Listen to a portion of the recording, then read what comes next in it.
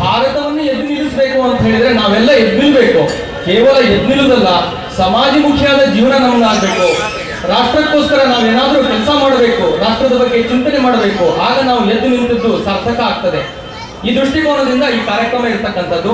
ನಮ್ಮ ರಾಷ್ಟ್ರ ಇದು ಭಗವಂತನ ರಾಷ್ಟ್ರ, ಇದು ಭಗವಂತನ ಲೀಲೆಯ ಅಂಗಳ ಅನ್ನೋದಕ್ಕೆ ಮತ್ತೊಂದು ಮೌಲ್ಯವನ್ನು ನೆನಪಿಸ್ತೀನಿ.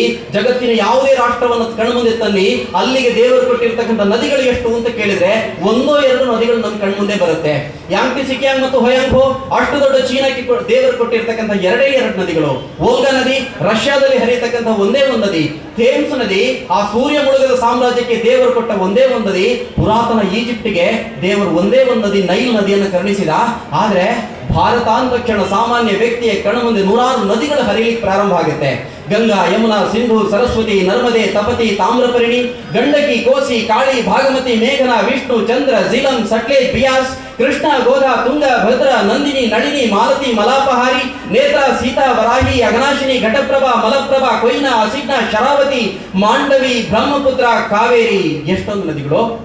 ನೆಲವನ್ನ ತಾಯಿ ಅಂತ ಪೂಜೆ ಮಾಡ್ತೀವಿ, ಗೋವನ್ನ ತಾಯಿ ಅಂತ ಪೂಜೆ ಮಾಡ್ತೀವಿ, ನೀರನ್ನ ತಾಯಿ ಅಂತ ಪೂಜೆ ಮಾಡ್ತೀವಿ. ಕಣ್ಣಿಗೆ ಕಾಣತಕ್ಕಂಥ ನಮ್ಮ ಸಂಸ್ಕಾರಯುತ ಜೀವನಕ್ಕೆ ಉಪಕಾರವಾಗತಕ್ಕಂಥ ಎಲ್ಲವನ್ನ ತಾಯಿ ರೂಪದಲ್ಲಿ ಪೂಜೆ ಮಾಡ್ತೀವಿ. ಅಂಥ ಎಲ್ಲವನ್ನ ತಾಯಿ ರೂಪದಲ್ಲಿ ಗುರುತಿಸಿದ್ದು ಜಗತ್ತಿನ ಬೇರೆ ಯಾವ ರಾಷ್ಟ್ರಗಳಲ್ಲೂ ಯಾವ ತಾಯಿನೂ ಇದನ್ನೆಲ್ಲ ಹೇಳ್ಕೊಟ್ಟಿಲ್ಲ. ನಮ್ಮ ತಾಯಿ ಹೇಳ್ಕೊಟ್ಟಿದ್ದಾಳೆ. ಆ ತಾಯಿಗೆ ಸಂಸ್ಕಾರ ಕೊಟ್ಟಿದ್ದು ನಮ್ಮ ಭಾರತಾಂಬೆ, ನಮ್ಮೆಲ್ಲರ ತಾಯಿ ಭಾರತಾಂಬೆ. ಅವಳಿಗೆ ಅವಳ ಪಾದ ಪದ್ಮಕ್ಕೆ ರಕ್ಷಣೆಗೆ ಬಾಳ ಕ್ಷಣ ಕ್ಷಣವ ಮುಡಿಪು ನೀಡಬನ್ನಿ, ಮುಡಿಪು ನೀಡಬನ್ನಿ. ತಾಯಿ ಭಾರತೀಯ ಪಾದ ಪದ್ಮಗಳ ಪೂಜಿಸೋಣ ಬನ್ನಿ.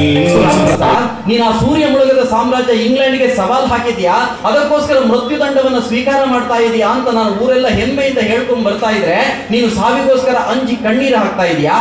ನೀನು ನನ್ನ ಗಂಡು ಮಗು ಅಲ್ವಾ ಅಂತ ಪ್ರಶ್ನೆ ಮಾಡಿದಾಗ ರಾಮ್ ಪ್ರಸಾದ್ ಬಿಸ್ಮಿಲ್ ಕಣ್ಣೀರನ್ನು ಒರೆಸ್ಕೊಂಡು ಹೇಳ್ತಾನೆ, ಅಮ್ಮ ಇದು ಅಂಜಿಕೆ ಕಣ್ಣೀರಲ್ಲ, ಸಾವಿಗೋಸ್ಕರ ಅಂಜಿ ನನ್ನ ಕಣ್ಣೀರನ್ನ ಹಾಕ್ತಾ ಇಲ್ಲ. ತನಗಿಂತ ಎತ್ತರವಾಗಿ ಬೆಳೆದ್ ನಿಂತಹ ಮಗ ಗಲ್ಲಿಗೆ ಹೋಗ್ತಾ ಇರುವಾಗ ಹರಸತಕ್ಕಂಥ ಶ್ರೇಷ್ಠ ತಾಯಿ ನೀನು. ಆ ಶ್ರೇಷ್ಠ ತಾಯಿಯ ಬಸಿರಲ್ಲ ದೇವರು ನನಗೆ ಜನ್ಮ ಕೊಟ್ಟಿದ್ದಾನೆ, ಅವನಿಗೆ ಕೃತಜ್ಞತೆ ಅರ್ಪಿಸ್ತಕ್ಕಂಥ ಕಣ್ಣೀರಿದು. ಇದು ಸಾವಿಗೋಸ್ಕರ ಅಂಜಿ ಕಣ್ಣೀರು ಹಾಕ್ತಾ ಇಲ್ಲ. ಅಮ್ಮ, ಆ ದೇವರಲ್ಲಿ ನಂದೊಂದು ಪ್ರಾರ್ಥನೆ ಇದೆ, ಮುಂದಿನ ಎಲ್ಲ ಜನ್ಮದಲ್ಲಿ ನಾನು ನಿನ್ನ ಮಗನಾಗಿ ಹುಟ್ಟಬೇಕು, ಈ ದೇಶದ ಸೇವೆ ಮಾಡಬೇಕು. ಈ ನೆಲದ ತಾಯಿ ಯೋಚನೆ ಮಾಡೋದು, ಇಲ್ಲಿನ ಪ್ರತಿಯೊಂದು ತಾಯಿ ಯೋಚನೆ ಮಾಡೋದು, ತನ್ನ ಮಗನಿಗೆ ಕತೆ ಹೇಳುವಾಗ ನೀನ್ ರಾಮನ ಕತೆ ಹೇಳ್ತಾಳೆ, ನೀನ್ ರಾಮನ ತರ ಆಗ್ಬೇಕು, ನೀನ್ ಕೃಷ್ಣನ ತರ ಬೆಳೆಯಬೇಕು ಅಂತ ಯೋಚನೆ ಮಾಡ್ತಾ, ಮಗು ನೀನ್ ದೊಡ್ಡವನಾಗಬೇಕು, ಹಿಂದೂಸ್ತಾನ ಎಂದೂ ಮರೆಯದ ಭಾರತ ರತ್ನ ನೀನಾಗಬೇಕು ಅಂತ ಪ್ರತಿ ತಾಯಿ ಮಗುವನ್ನು ಮಲಗಿಸುವಾಗ ಜೋಗಳ ಹಾಡ್ತಾಳೆ. ಬೆಳಗುವ ವಿಜ್ಞಾನಿ ನೀನಾಗು, ಬೆಳಗುವ ವಿಜ್ಞಾನಿ ನೀನಾಗು.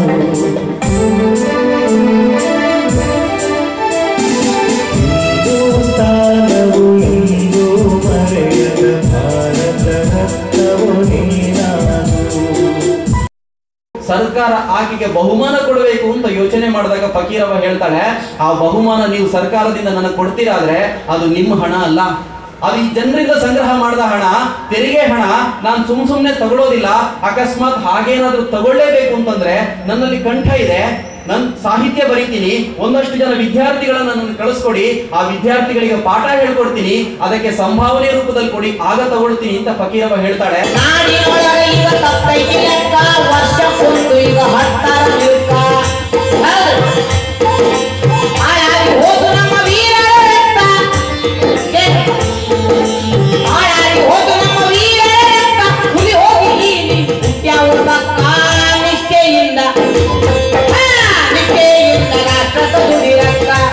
ಗಾಂಧೀಜಿಯವರ ಕಲ್ಪನೆ ಇತ್ತು, ಭಾರತ ರಾಮರಾಜ್ಯ ಆಗಬೇಕು ಅಂತ ಕಲ್ಪನೆ ಇತ್ತು.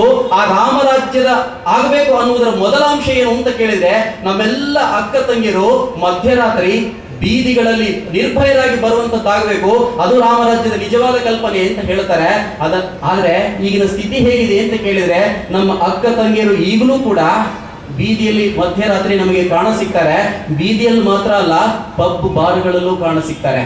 ತೊಡಬಾರದ ಬಟ್ಟೆ ತೊಡ್ತಾರೆ, ಇರಬಾರದ ಜಾಗದಲ್ಲಿ ಇರ್ತಾರೆ.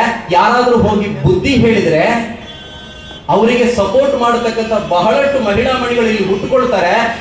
ಬ್ರಿಟಿಷರ ವಿರುದ್ಧ ಜೈಲ್ ಬರುವಂತ ಘೋಷಣೆ ಮೊಳಗಿದ ನಾಡಿನಲ್ಲಿ ಅಂತ ಅಕ್ಕ ತಂಗಿಯರಿಗೆ, ಸಂಸ್ಕಾರ ಬಿಟ್ಟು ವರ್ತನೆ ಮಾಡ್ತಾ ಇರತಕ್ಕಂಥ ಅಕ್ಕ ತಂಗಿಯರಿಗೆ ಪಬ್ಬು ಬರುವಂತ ಹೇಳುವಷ್ಟರ ಮಟ್ಟಿಗೆ ಅಂತ ವ್ಯಕ್ತಿಗಳು ನಮ್ಮ ರಾಷ್ಟ್ರದಲ್ಲಿ ನಿರ್ಮಾಣ ಆಗ್ತಾ ಇದ್ದಾರೆ. ಇದಾ ನಮ್ಮ ಸಭ್ಯತೆ.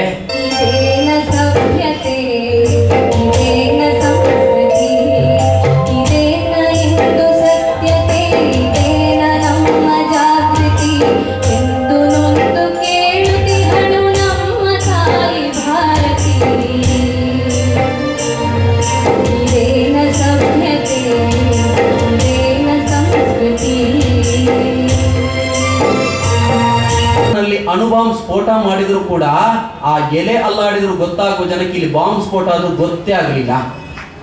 ಅಂತ ಪರಮ ಕಂಪ್ಯೂಟರ್ ಅನ್ನು ನಾವು ತಯಾರು ಮಾಡಿದ್ವಿ. ಅಣುಶಕ್ತಿನೂ ನಮ್ಮ ಕೈಯಲ್ಲಿದೆ. ಯಾವ ಶಕ್ತಿ ಬಗ್ಗೆ ಕೇಳಿದ್ರು ಅದರಲ್ಲಿ ಭಾರತ ಇವತ್ತಿಗೂ ಸಮರ್ಥವಾಗಿದೆ.